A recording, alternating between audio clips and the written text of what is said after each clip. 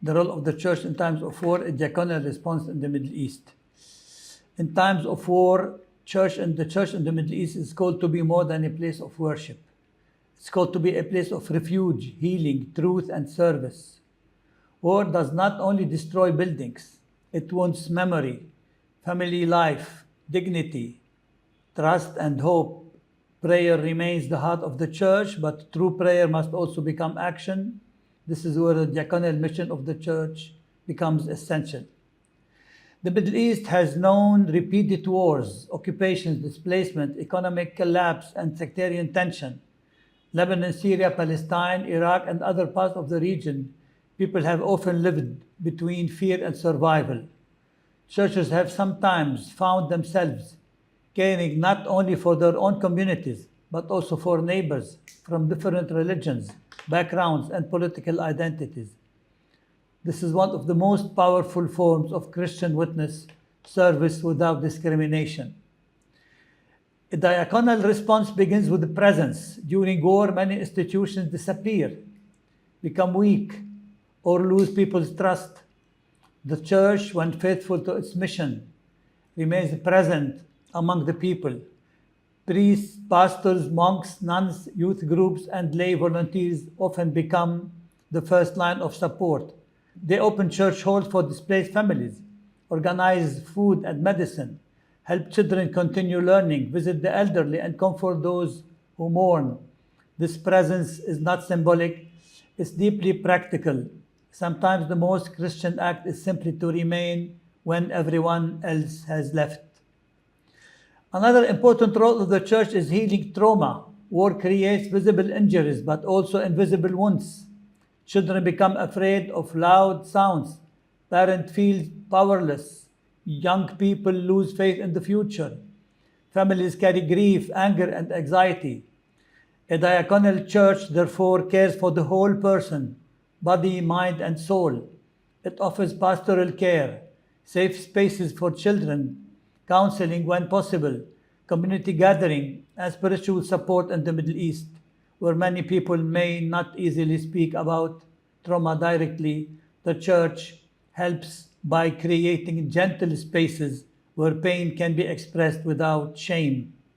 The church also has a responsibility to protect truth. In times of war, propaganda, rumors, demonization, and hatred spread quickly. Communities are tempted to see others only as enemies. The church resists language that dehumanizes people. It speaks with courage, but also with wisdom. A diaconal response does not mean silence in the face of injustice. On the contrary, service and justice belong together. At the same time, the church in the Middle East must be careful not to become a political party. Its mission is not to serve one faction, one ideology, or one sectarian interest. Its role is to be a moral and spiritual voice rooted in the gospel. It means speaking from the perspective of human dignity, peace, justice, and reconciliation. The church is close to the suffering, not close to power for its own benefit. A true diaconal response also includes reconciliation. War leaves behind bitterness, revenge, and broken relationships. In many Middle Eastern societies, people continue living side by side after violence ends. Therefore, the church must help communities imagine a future beyond hatred. It means creating a path where truth, justice, forgiveness, and living together can slowly become possible. This is difficult work, but it's central to the Christian calling. Youth have a special place in this mission. Many young people in the Middle East feel that their future has been stolen by war, corruption, unemployment, or migration. The church must listen to them, form them, and trust them. Young people can lead initiatives in relief, education, media, music, mental health awareness, and interfaith service. Involving youth in diaconal work helps them discover that faith is not only inherited, it is lived. Women also carry much of the hidden burden of war.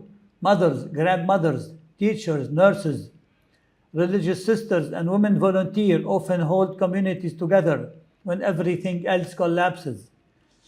A serious diaconal response must recognize their leadership, not only their sacrifice. In many local contexts, women are the ones who know which families are hungry, which children are afraid, which elderly person is alone, and which home is silently suffering. The church should empower this knowledge and leadership. The church's service in war must also be professional and organized.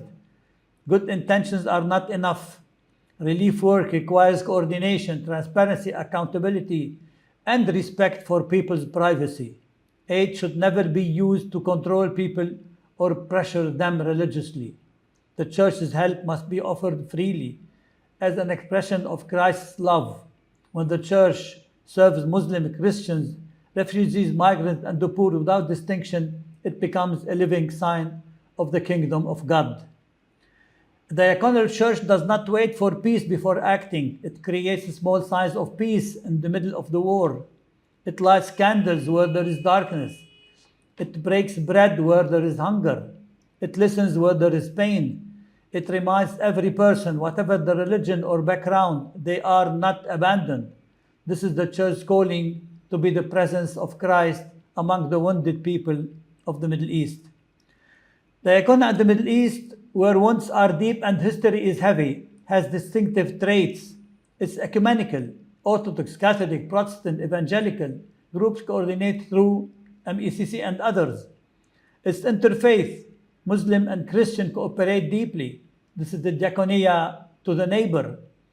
It's political, since running aid in Gaza, South Lebanon, or elsewhere means dealing with checkpoints, armed groups, and sanctions. Martyrdom is part of the profile. Church aid workers have been killed in the area. Diaconia here costs more than money. The guiding principle is the church of the poor. The church belongs to everyone, but God's bias is towards the poor. So the church's care must start with the last, the least, and the left out. Christ defined his mission by the poor. Aid is worship.